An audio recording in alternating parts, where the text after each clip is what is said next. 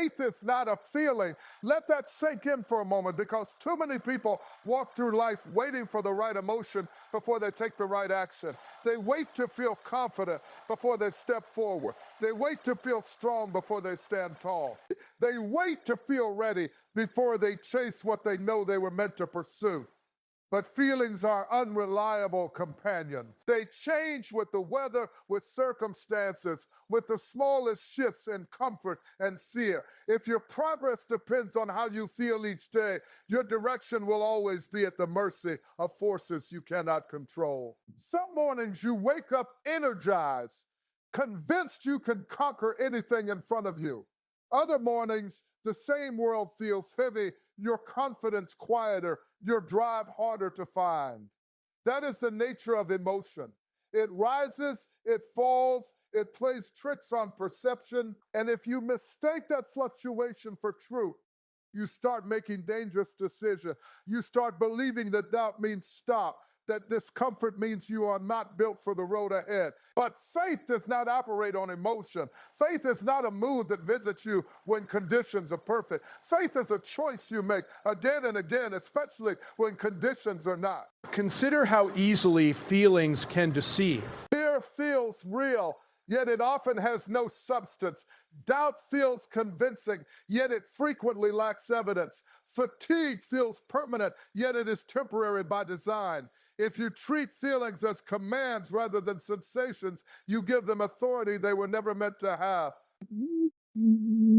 Faith, on the other hand, is deliberate. It is steady. It is the discipline of holding your ground when your emotions beg you to run.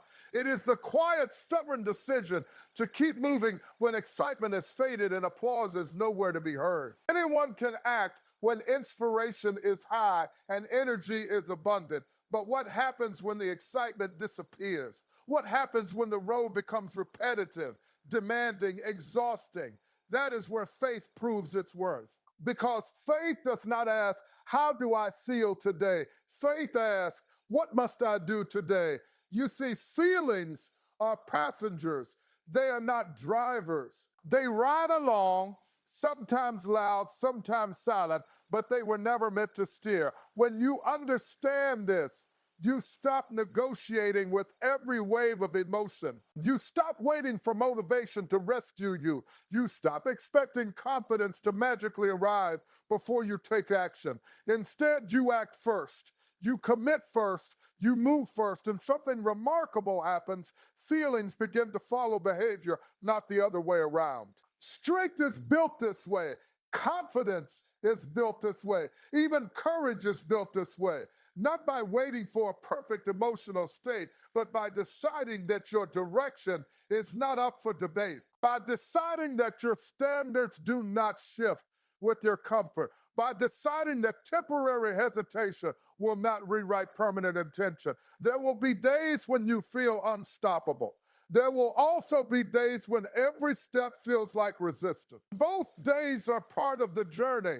Neither should determine your commitment. The individual who succeeds is not the one who always feels ready, but the one who continues regardless of readiness. The one who understands that consistency is more powerful than intensity, that discipline outlasts inspiration, that belief is not something you feel, it is something you practice. Ask yourself honestly, how many opportunities have been delayed? How many dreams postponed simply because you did not feel like acting? How many times has hesitation disguised itself as logic, convincing you to wait for a better moment, a clearer sign, a stronger emotion? And how many of those moments ever arrived exactly as promised? Faith is waking up and moving forward even when enthusiasm is low. Faith is maintaining your standards when emotions offer conflicting signals. It is not loud, it is not dramatic, often it is deeply internal, a private decision that no one else sees, yet one that shapes everything that follows. We have been conditioned to expect everything immediately. B, faster results, quicker recognition, instant progress. The world moves at a pace that convinces you if something valuable doesn't happen quickly, it may not happen at all. And without realizing it, many people begin measuring their dreams with the same distorted clock. They put deadlines on growth. They attach impatience to purpose. They start believing that if the reward isn't visible now, the effort must be meaningless. But life doesn't work that way. The most important transformations rarely announce themselves early. Progress often unfolds quietly, beneath the surface, beyond the reach of your daily perception. Yet impatience has a way of blinding you. It whispers, nothing is happening. It urges, this isn't working. It persuades you to abandon something that may already be taking shape in ways you simply cannot see.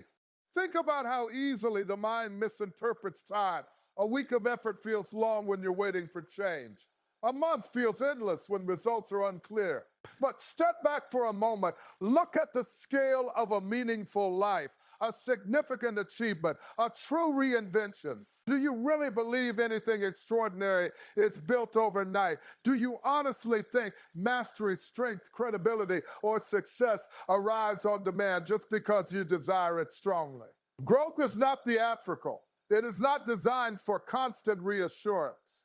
Often it is painfully subtle, like a seed buried deep beneath the soil. The earliest stages of progress are invisible. Nothing appears to be happening, yet everything is happening. Roots are forming, foundations are stabilizing, structures are strengthening. And if you judge the process only by what you can immediately observe, you risk uprooting something that only needed more time. This is where many lose their way, not because they lack ability, but because they lack patience. They confuse delay with failure. They mistake silence for stagnation. They interpret the absence of visible reward as proof that their effort has no value, and so they stop. They walk away. They surrender not to impossibility, but to impatience. But consider this: time is not your enemy. Time is often the very mechanism that shapes readiness. Certain lessons cannot be rushed. Certain strengths cannot be accelerated. Certain levels of maturity, resilience, and understanding require duration. You may be demanding a result that your current version of yourself is not yet fully prepared to handle. And the waiting, the repetition, the gradual progress, that is the preparation. Ask yourself something. How many times have you expected dramatic change from minimal? Persistence. How often have you wanted visible outcomes from invisible effort? How frequently have you questioned your path simply because it did not reward you on your preferred schedule? Patience is not passive. It is active endurance. It is sustained belief without constant validation. It is the refusal to let temporary stillness convince you that movement has ceased, because progress is frequently occurring in dimensions you cannot measure day by day. Skills are sharpening. Perspective is evolving. Discipline is deepening. Even when nothing external seems different, internal change may be reshaping everything. And let's be honest, the hunger for immediate results is often driven by comparison. You see someone else succeed, someone else advance, someone else recognize, and suddenly your timeline feels inadequate. Your progress feels slow. Your journey feels behind, but you are measuring your path against a reality you do not fully understand. You do not see their struggles, their delays, their unseen years of persistence. You see the visible chapter and assume it appeared instantly. Nothing meaningful appears instantly. What is built with depth requires time. What is built to last requires patience. So when the results seem distant, when the evidence of progress feels thin, when doubt tries to convince you that your effort is wasted, resist the urge to abandon your course. Stay with the process. Trust the accumulation of small, consistent actions. Understand that the absence of immediate reward does not imply the absence of advancement. Now reflect for a moment. Truly reflect. How many opportunities, how many breakthroughs, how many transformations have been lost simply because someone decided the wait was too long? How many victories died not from impossibility, but from impatience? Difficulty has a way of unsettling people. The moment resistance appears, the mind begins its familiar questioning. Why is this so hard? Why is this happening to me? Maybe this isn't meant for me. And without even noticing, many start interpreting obstacles as verdicts rather than as part of the design. They see friction and assume failure. They encounter challenge and assume misdirection. But resistance, more often than not, is not a signal to retreat. It is a signal that what you are pursuing carries weight. Nothing of value comes without pressure. Nothing of substance develops without strain. Strength itself is born from resistance. Muscles grow because they are challenged. Endurance expands because it is tested. Character solidifies because it is stretched. Yet when life applies the same principle to your ambitions, your patience, your purpose, the instinct is often to doubt the journey rather than understand the process. Easy rarely produces excellence. Comfort rarely produces growth. If everything unfolded without difficulty, without setbacks, without moments that demand more from you than you think you can give, what exactly would you become? What depth would you develop? What resilience would you build? Resistance is not there to stop you. It is there to shape you into someone capable of handling what lies ahead. Consider how quickly people celebrate beginnings. Enthusiasm is high, energy abundant, confidence natural. But the true measure of commitment is revealed when excitement fades and obstacles arrive. That is where separation occurs. Some interpret resistance as a reason to stop. Others interpret it as confirmation that they are engaged in something meaningful, because trivial pursuits rarely demand much from you. Ordinary goals rarely test your limits. It is the significant paths, the transformative pursuits, the ambitions that carry consequence that generate the greatest friction. Resistance is evidence of engagement. Pressure is evidence of progress. Challenge is evidence of growth and motion. Yet the mind has been conditioned to seek ease. It craves smooth roads, quick victories, uninterrupted momentum. And when reality refuses to cooperate, discouragement attempts to rewrite interpretation. The difficulty becomes a barrier rather than an instructor. The difficulty becomes a barrier rather than a builder. Ask yourself something with honesty. When you encounter resistance, what story do you tell yourself? Do you say, this proves I should stop? Or do you say, this proves I am being tested? Do you see hardship as obstruction or as preparation? Because the meaning you assign to difficulty determines whether it weakens you or strengthens you. Every challenge carries two possibilities. It can become justification for retreat or fuel for persistence. It can shrink your belief or refine your resolve. The external event is the same. The internal response is what changes everything. Those who achieve anything substantial are not strangers to resistance.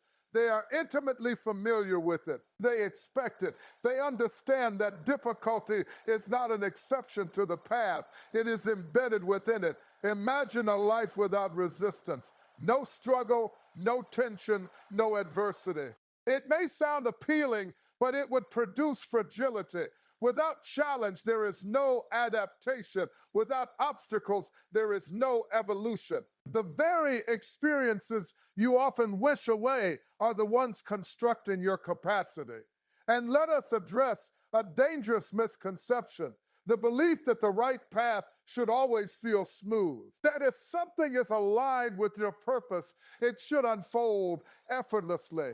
But reality repeatedly contradicts this idea. The most defining journeys are frequently the most demanding. The most meaningful callings often require the greatest endurance. Resistance does not discriminate based on worthiness. It responds to significance. Now think about your own life. Reflect carefully. What challenges have you faced that later revealed themselves as necessary? What difficulties strengthened you in ways comfort never could? What moments of pressure forced growth you did not initially welcome, but ultimately needed? Resistance refines, difficulty sharpens, pressure prepares. When you begin to see adversity through this lens, something shifts. Obstacles lose their power to intimidate. Hardship loses its ability to discourage, not because the challenges disappear, but because your interpretation transforms. You no longer ask, why is this happening to me? You ask, what is this building within me?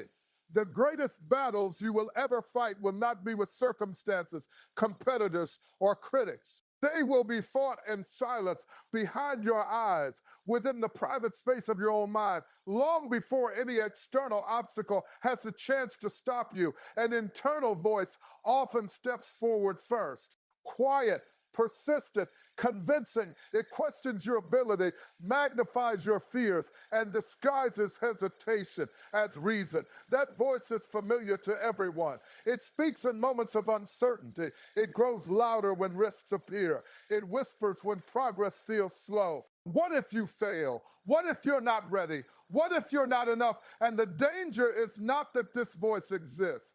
The danger is when you mistake it for truth, because the mind is capable of constructing illusions far more intimidating than reality itself. Fear frequently exaggerates, doubt frequently distorts, insecurity frequently invents limits that have no objective foundation. Yet when those thoughts repeat often enough, they begin to feel factual. They begin to shape behavior. They begin to restrict action, not through force, but through persuasion. Understand something critical. Your mind is not always a reliable narrator. Thoughts are not commands. Feelings are not facts. Doubts are not destiny. But when left unchallenged, they become powerful. They slow momentum. They erode confidence. They convince capable individuals to live beneath their potential, not because they lack talent or opportunity, but because they surrendered authority to internal resistance. Consider how subtle this process is. Rarely does doubt announce itself dramatically. It doesn't declare, I will stop you. It presents itself as caution, as practicality, as logic. It says, maybe wait, maybe later, maybe this isn't the right time. And while patience can be wisdom, hesitation born from fear often masquerades as strategy. This internal struggle is relentless because it is deeply personal. No audience witnesses it. No applause accompanies victories. No recognition acknowledges the effort required simply to silence the voice that says you cannot. And yet this invisible contest determines more outcomes than any external factor ever could. Strength, at its core, is not merely physical endurance or outward confidence. It is mental command, the ability to observe your thoughts without becoming their prisoner, the discipline to question the narratives your fears construct, the courage to act despite the presence of uncertainty. Ask yourself honestly and do not rush the answer. How many times has hesitation delayed something you were fully capable of pursuing? How often has self-doubt convinced you to shrink your ambitions, lower your standards, or retreat from challenges that later prove manageable? How frequently have imagined fears outweighed actual obstacles? The mind, when undirected, tends toward protection rather than expansion. It seeks safety, familiarity, certainty. It interprets the unknown as threat. But growth requires stepping beyond familiarity. Progress requires confronting uncertainty. And if every decision must pass through the approval of fear, movement becomes impossible. This is why internal mastery is non-negotiable. You must learn to recognize the difference between genuine limitation and manufactured doubt, between rational evaluation and fear-driven avoidance, between thoughtful patience and paralyzing hesitation. And this mastery does not emerge automatically. It is cultivated through awareness and deliberate response. When doubt appears, you do not obey it. You examine it. When fear arises, you do not submit to it. You challenge it. When insecurity speaks, you do not accept its verdict. You counter it with evidence, with action, with persistence. Confidence is not the absence of doubt. It is the refusal to grant doubt authority. Courage is not the absence of fear. It is movement despite fear. Faith is not the absence of uncertainty. It is commitment despite uncertainty. There will always be reasons to hesitate. The mind is endlessly creative in generating them. But progress belongs to those who understand that thoughts are influences, not dictators, that fear is a sensation, not a directive, that doubt is a visitor, not a ruler. Now reflect for a moment, truly reflect. What ambitions have been negotiated away by hesitation? What actions have been postponed by uncertainty? What possibilities remain unexplored, not because they were impossible, but because they were intimidating? Anyone can begin. That part is easy. Beginnings are exciting, filled with energy, driven by possibility. When something is new, enthusiasm carries you. Motivation feels abundant. Effort feels light. But life does not measure you by how enthusiastically you start. It measures you by how consistently you continue when the excitement fades and the road becomes demanding. Endurance is weed. Re-identity is forged. There is a profound difference between being interested in something and being committed to it. Interest is emotional. It rises when conditions are pleasant and disappears when discomfort appears. Commitment, however, is anchored. It survives inconvenience. It persists through difficulty. It remains intact when progress feels slow, when recognition is absent, when quitting would feel justified.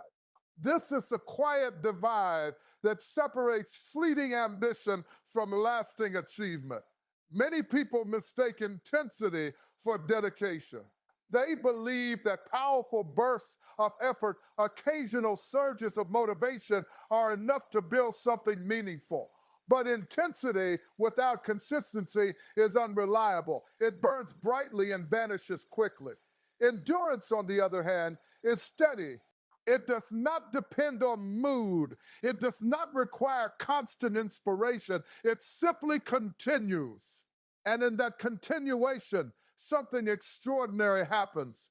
Every time you refuse to quit, you reshape the way you see yourself. Every time you push forward when stopping would be easier, you reinforce a new internal narrative. You are no longer someone who tries, you become someone who persists. No longer someone who hopes, you become someone who withstands. Identity is not declared, it is constructed through repeated behavior.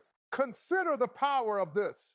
When challenges arise, most people negotiate with discomfort. They weigh effort against convenience. They calculate persistence against immediate relief. But the individual who develops endurance approaches difficulty differently. The question is no longer, is this hard? The question becomes, is this necessary? And if it is necessary, the decision is already made. Endurance removes the constant debate.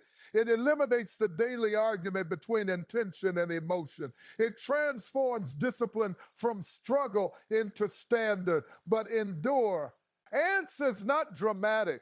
It does not always feel heroic.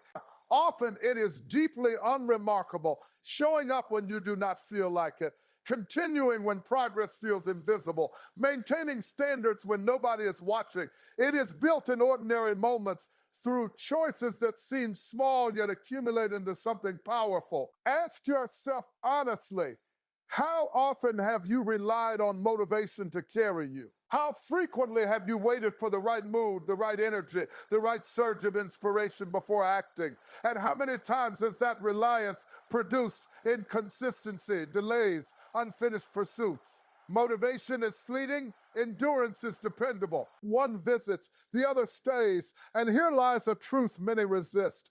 Endurance is uncomfortable by nature. It requires acting without emotional reinforcement, continuing without immediate reward, persisting without constant reassurance.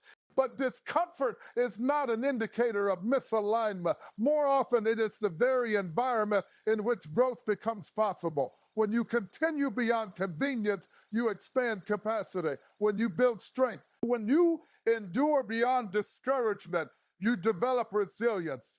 Each act of continuation becomes evidence, evidence that you are capable of more than your impulses suggest, evidence that difficulty does not dictate your decisions, evidence that temporary fatigue does not define permanent limits. Over time, this evidence reshapes self perception. You begin to trust your own consistency. You begin to rely on your own discipline.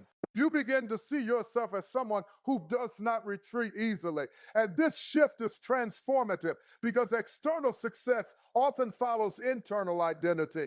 The world responds differently to those who carry unshakable persistence. Opportunities align with reliability. Progress compounds with consistency. Results emerge from sustained effort rather than sporadic bursts. Now pause for a moment and reflect. Truly reflect in your own life. Where have you mistaken interest for commitment? Where have you allowed temporary discomfort to interrupt long-term intention? Where have you expected results without first establishing endurance? Because endurance is not merely about achieving goals, it is about becoming someone who is not easily broken by delay, difficulty, or doubt. Someone whose actions are guided by decision rather than emotion. Someone whose persistence becomes a defining trait rather than an occasional effort. Greatness in any form is rarely built on brilliance alone. Failure has a reputation it does not deserve. The word itself carries a weight that unsettles people, triggers embarrassment, breeds avoidance. Many treat it as a verdict, a final judgment on ability or potential. But failure in its truest form is not a verdict, it is information.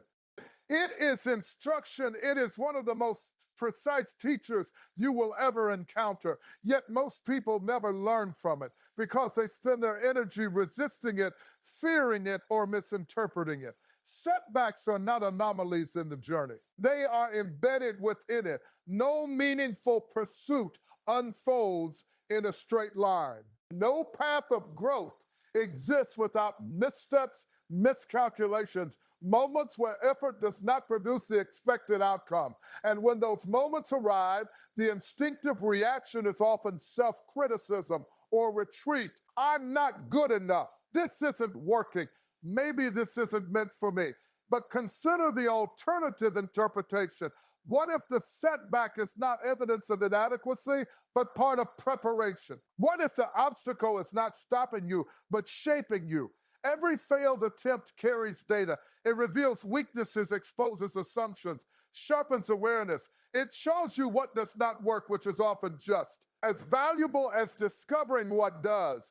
But this value is accessible only to those willing to examine failure rather than be defined by it. Growth requires friction. Improvement requires correction. Mastery requires iteration. No one refines skill, judgment, or resilience without encountering resistance.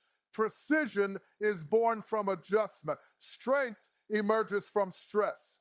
Clarity develops through contrast. Yet when people encounter setbacks, they often personalize the experience rather than analyze it. The event becomes a statement about identity rather than a moment within a process. Failure is an event, not a definition. A result, not a label. And this distinction is critical because the meaning you assign to setbacks determines whether they weaken your resolve or strengthen your capability. Reflect for a moment. Think of any area of life where competence truly matters. Do you imagine expertise appears without mistakes? Do you believe confidence develops without moments of uncertainty? Do you think resilience forms without adversity? The very qualities people admire are almost always built through difficulty, through errors, through experiences that initially look like defeat. But there is another layer many overlook. Setbacks do more than teach technical lessons. They develop psychological strength. They test patience. They challenge ego. They demand persistence when enthusiasm wanes. They force you to confront discomfort, to tolerate imperfection, to continue without immediate validation. And in doing so, they build something far more durable than temporary success ever could. They build capacity, capacity to adapt, capacity to endure, capacity to remain steady when outcomes fluctuate. Without this development, success itself becomes fragile, easily shaken by the first sign of adversity. Ask yourself something with honesty. How do you respond when things go wrong? When effort fails to deliver the expected reward? When progress stalls or reverses? Do you withdraw? Do you doubt your direction? Or do you pause, assess, adjust, and continue?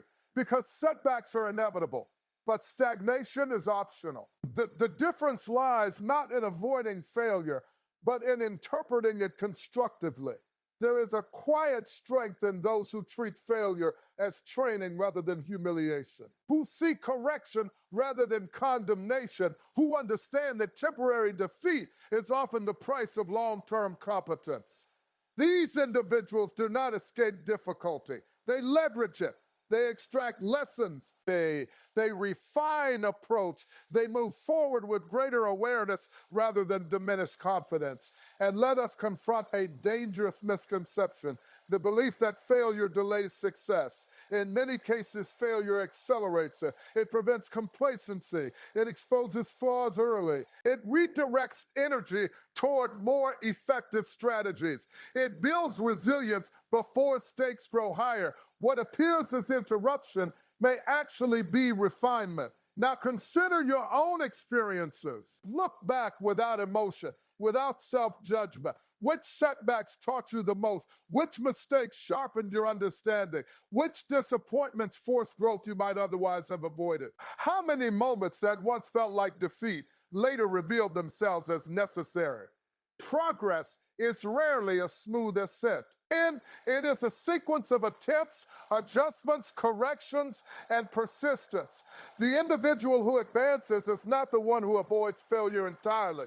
That person does not exist. But the one who refuses to treat failure as final. Faith demands something that is profoundly difficult for most people, the ability to see beyond present reality. Not fantasy, not denial, but vision. The disciplined capacity to hold belief in what is not yet visible. Because the present moment see and be persuasive.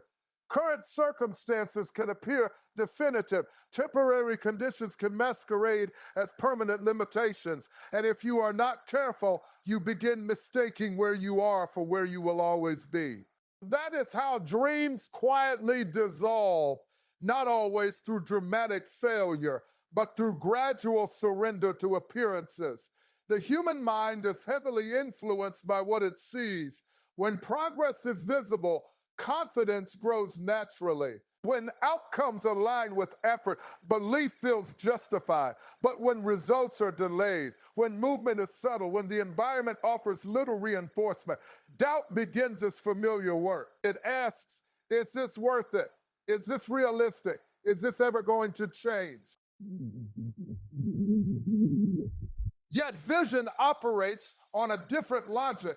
Vision does not require immediate evidence. Vision understands that reality is often in transition long before it is in display. Look closely at any meaningful transformation. Before the outcome becomes obvious, there is usually a long period where nothing appears to change. Externally, the world looks the same. Internally, effort continues. Discipline continues. Belief continues. But because the shift is not yet visible, many assume it is not occurring.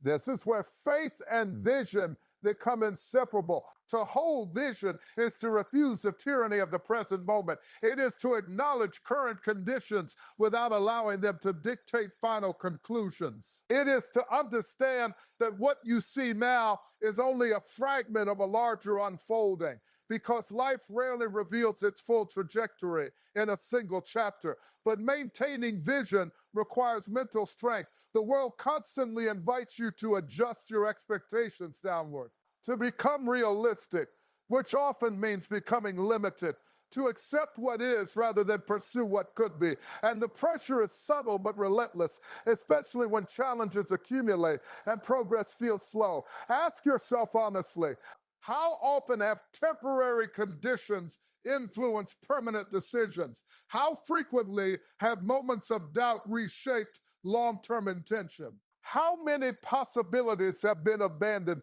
not because they were impossible, but because they were not immediately visible? Vision protects you from this trap. Vision allows you to endure ambiguity without surrendering belief.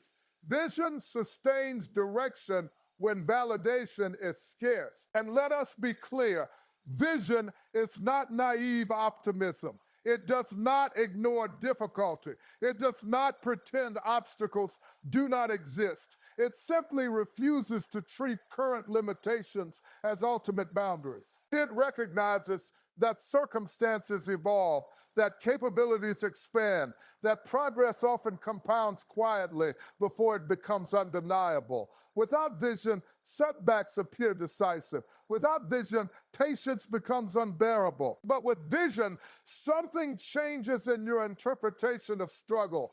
Delays no longer automatically imply defeat. Challenges no longer automatically imply misdirection. The present moment loses its ability to intimidate your long-term belief because you understand that the story is still unfolding.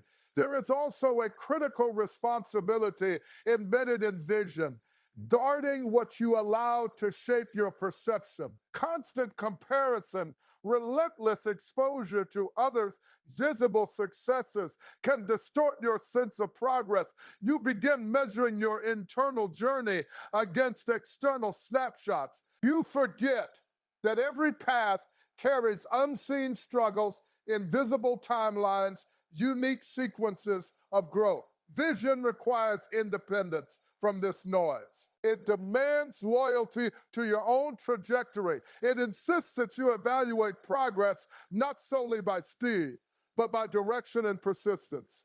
Consider the alternative, a life governed entirely by present appearances.